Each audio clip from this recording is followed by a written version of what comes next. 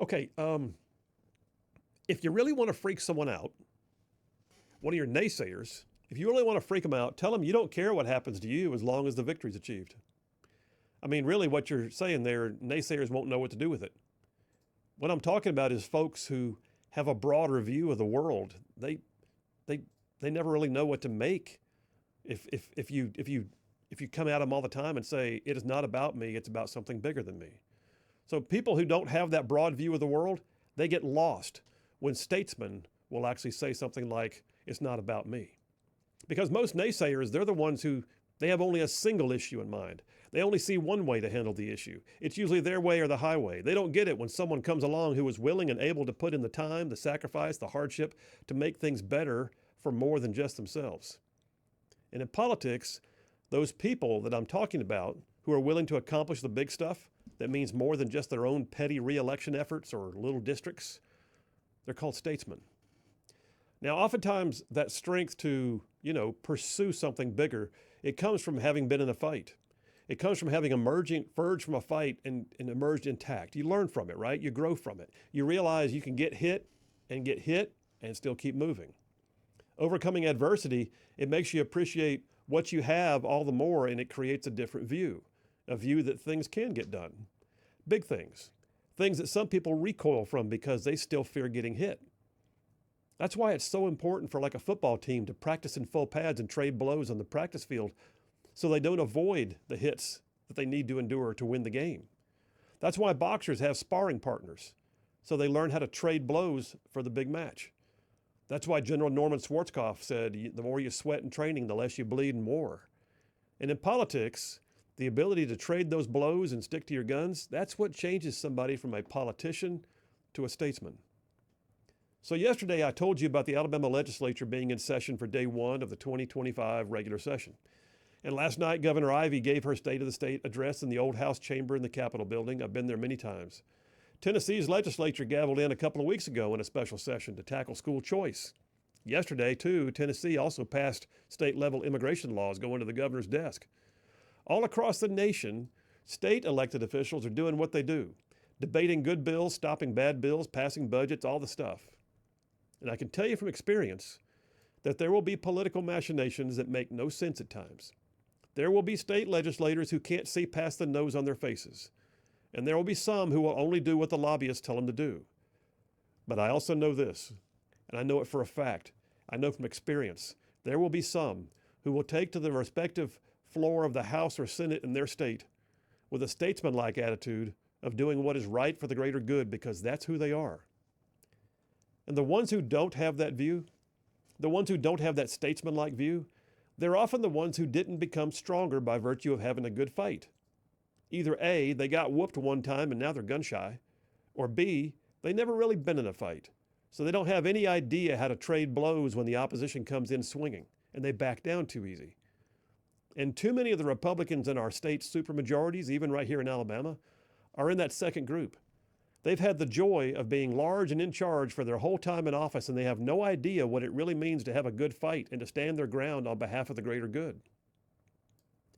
A few years back, there were a class of freshman legislators, men and women, who came into the Alabama House and Senate having endured one of the most brutal campaign seasons in Alabama history. It was called the Republican Wave of 2010, and I talked about it yesterday. I was a part of it. The Tea Party was active. A grassroots effort like never before in our state was just plain tired of corruption and the Democrats who had controlled the state house for 136 straight years. But that election season, y'all, it was a slugfest. The teachers union especially fought, and they often fought dirty. Like I said, I was proud to be part of that wave, and I know for a fact that those of us who overcame the nastiness of those elections, we were better prepared then for the fights that came afterward. And we were willing to stand our ground because we knew what it meant to go toe-to-toe on things.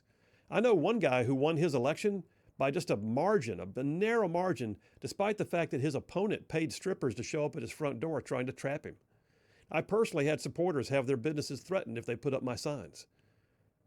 But we fought battles, and the ones that came after as they tried to dox our families and our businesses and harass us for daring to have a statesman-like view of how to fix our state.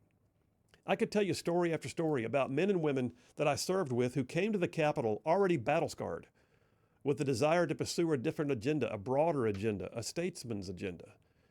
But it only came when we knuckled down and got into the fight, and then we lived to fight another day. And like I said, the teachers union, man, it was the absolute worst. Often coached its members out of a position of fear, and so they would lash out with the most ridiculous, unfounded attacks. And when they didn't get us to cow down, then they would often resort to personal attacks. I cannot tell you how many times I was verbally accosted for daring to suggest a different version of the budget, or a different way of handling education, or considering how we might want to save public retirement that was on the verge of collapse when I got elected. The mantra from the teachers union was always the same. It was, do what we want or we'll make sure you never get reelected. Yeah, how'd that work out for you? My response used to tick them off to no end, because I would often reply, sometimes in writing. I'd sit there and type it out in emails. They'd threaten me with an email, and I'd type back and say, I didn't get elected to get reelected. I'm going to do what I believe is right. Well, I'd love to take credit for that statement, by the way, but I can't. I learned to say that from another real statesman, somebody who had been through the fire, somebody who had even lost elections and then pushed for unpopular things at times because he knew there was a bigger plan to push for, a broader narrative. And that man that I learned it from was Ronald Reagan, who I had read once had been advised that a position he was preparing to take on a major issue would be considered political suicide by his top advisors. They were telling him not to do it. Political expediency, they said. You can't do this, sir. But Reagan, with the scars of all of his prior battles in the public arena, he told him, I didn't get elected to get reelected. We're going to do the right thing. That's a statesman. The politician that makes promises but may not deliver them once he's elected. But a statesman is a person who stands by his ideals and does everything in his power to do what he believes is right for the people of his community, his state, his country. You see, statesmen stand on a platform of fundamental truths and principles, and they have those scars I told you about from prior fights. Because when the fur starts flying and the attacks come from all angles, and they will, it is the embedded principles and the knowledge of having survived prior fights that take a statesman forward to lean into the fight. And they cannot be myopic either. They cannot be fixated on one thing. A statesman has to be broad and deep and able to address a variety of issues. I mean, can they adjust from a fight on cultural issues and pivot over here for fiscal issues? Are they effective in the arena of facing down attacks on constitutional liberties and then able to move next to a debate about economic development or military spending or education reforms or abortion or prisons? Can they see past the moment that they're in to decide what's out there for the greater good? See, a statesman is one who recognizes that his or her position has given them the opportunity for power, power of position, power over people, really, power that can become a distraction, power that can become a tyranny. Statesmen don't give way to the idea of power. For a statesman, it is antithetical to pursue tyranny or to lord themselves over others. George Washington, fresh on the heels of his victory in the Revolutionary War, was granted by the Continental Congress what they termed as unlimited powers in 1777 to pursue the fight against the British. Responding back to the Congress, Washington said, I shall constantly bear in mind that the sword was the last resort for the preservation of liberty, and so it ought to be the first thing we lay aside when those liberties are firmly established. You see, Washington, he also famously resigned his commission as a general before he took the oath of president's office, and he also declined to serve more than 2 terms because he was a statesman. He was honed by the fight. He was standing on his principles, and the fight was for the greater good. I'm going to tell you, we need more statesmen. We need more people who will say, I didn't get elected to get reelected. I'm going to do what the right thing is, especially in our state government. And we need them right now for such a time as this, and we need them to fight.